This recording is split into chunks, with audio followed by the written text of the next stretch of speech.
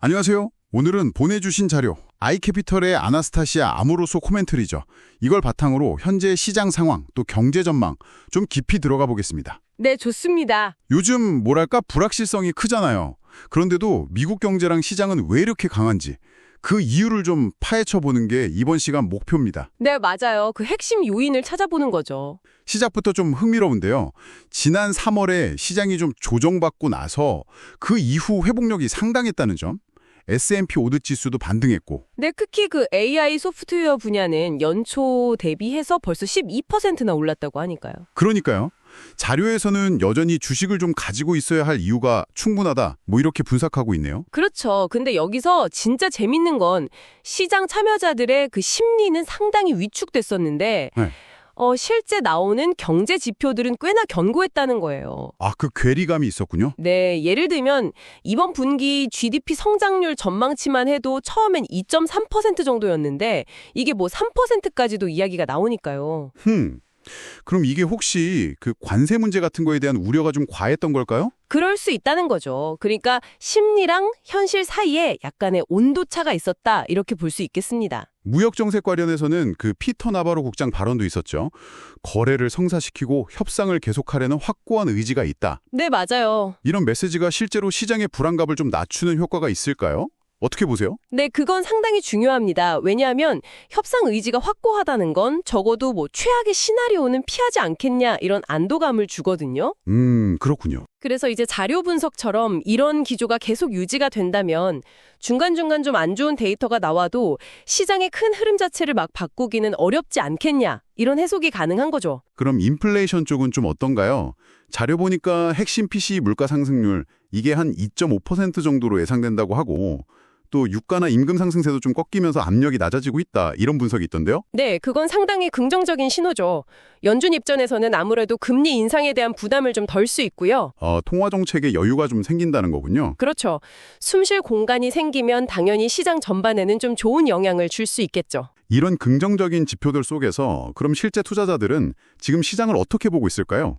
자료에서는 아직 완전한 강세장은 아니다, 뭐 맥스 불리시가 아니다 이렇게 표현하면서요. 네네. 시장 밖에 무려 3조 달러 이상의 현금이 대기 중이다 이렇게 지적하더라고요. 이게 그럼 앞으로 시장을 더 밀어 올릴 수 있는 그런 동력이 될 수 있다는 의미일까요? 정확합니다. 그게 두 가지 의미가 있는데 하나는 말씀하신 대로 아직 시장이 과열 상태는 아니다라는 신호고요. 네. 또 하나는 이 막대한 대기 자금이 만약 시장으로 들어오게 되면 추가 상승 여력이 충분하다. 그러니까 잠재 매수세가 상당히 탄탄하다. 뭐 이런 분석이 되는 겁니다. 그렇군요. 그런데 5월 움직임만 보면 기술주나 경기 민감주 쪽으로 자금이 좀 쏠리는 것 같았는데 연초부터 쭉 보면 오히려 유틸리티 같은 방어주가 시장을 이끌었다 이런 지적도 있네요. 반도체는 좀 부진했고. 맞아요. 단기 흐름이랑 좀 긴 흐름에서 차이가 있었죠. 그리고 또 하나 미국 경제의 예외성 혹은 강점이 여전하다 이런 분석도 있었고요. 그 별명에 건설적인 세금 정책이 있다는 주장.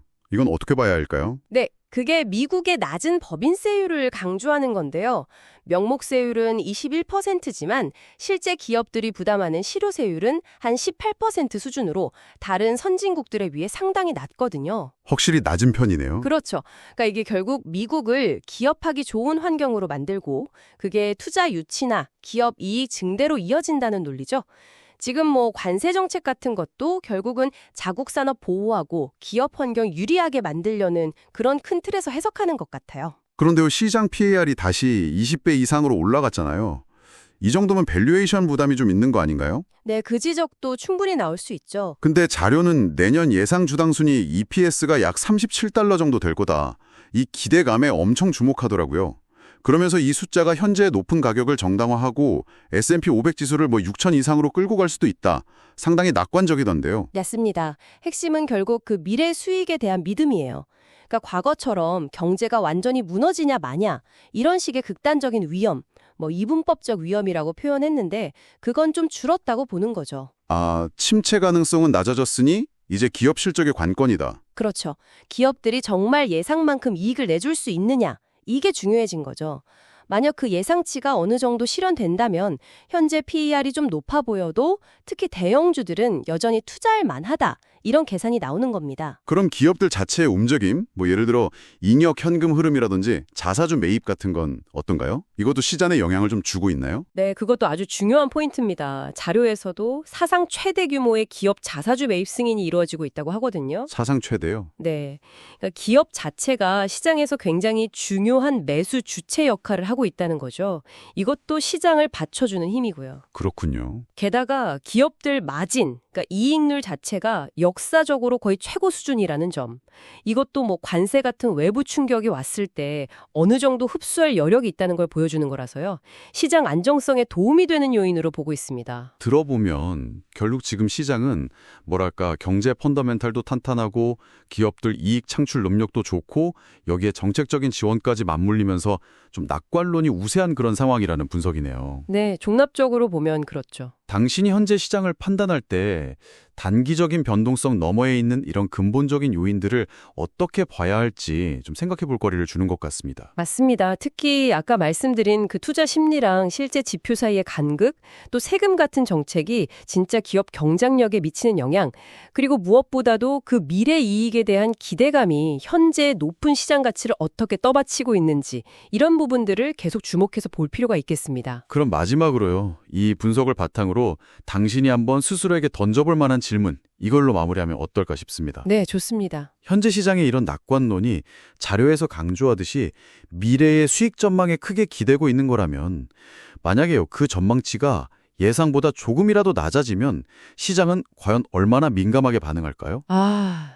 그 점이 중요하겠네요. 사이의 잠재적인 격차, 그리고 그에 따른 시장의 반응 가능성, 이걸 계속 염두에 두는 것이 앞으로 중요하지 않을까 싶습니다.